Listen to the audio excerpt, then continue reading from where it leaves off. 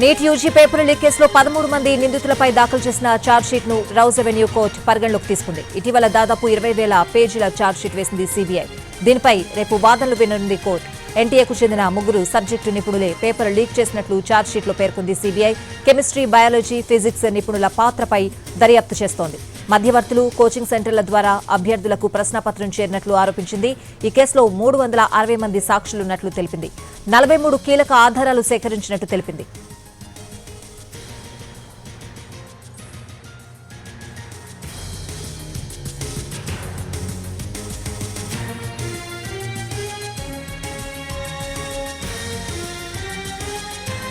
NEET UG paper leak కేసులో 13 మంది నిందితులపై దాఖలు చేసిన ఛార్జ్షీట్ ను రౌజ్ అవెన్యూ కోర్టు పరిగణలోకి తీసుకుంది.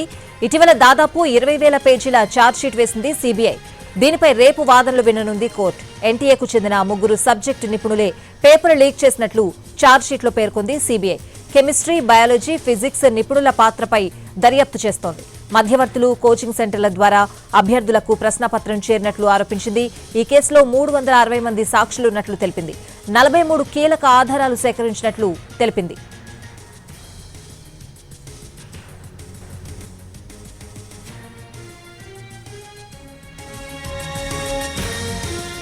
నీట్ యూజీ పేపర్ లీక్ కేసులో 13 మంది నిందితులపై దాఖలు చేసిన ఛార్జ్షీట్ ను రౌజ్ అవెన్యూ కోర్టు పరిగణలోకి తీసుకుంది. పూర్తి అప్డేట్స్ అడిగి తెలుసుకుందాం. మా ప్రతినిధి రాజు ఢిల్లీ నుంచి లైవ్ లో సిద్ధంగా ఉన్నారు. రాజు,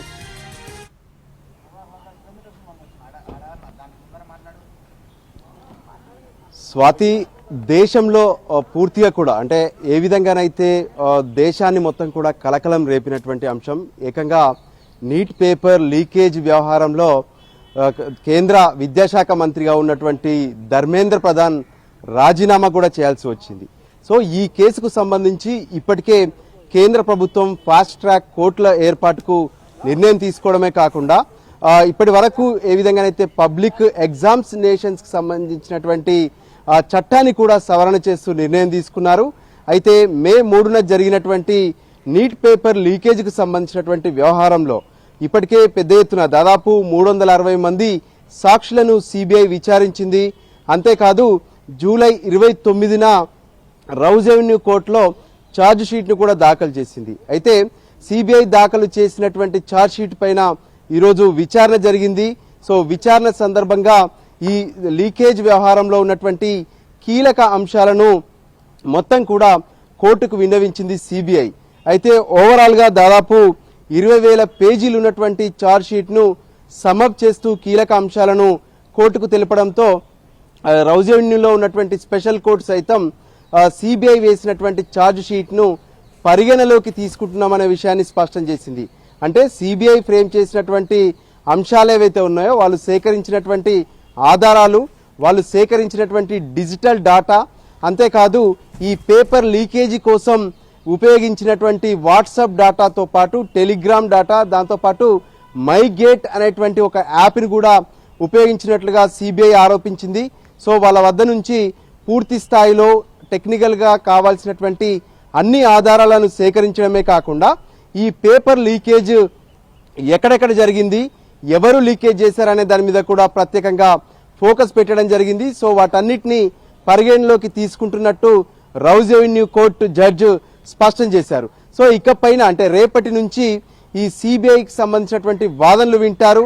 సో వీళ్ళపైన ఎటువంటి శిక్ష విధించాలి అంటే ఫ్రేమ్ చేసేందుకు కూడా దానికి సంబంధించినటువంటి వాదనలు విచారణ రేపటి నుంచి జరగబోతుంది.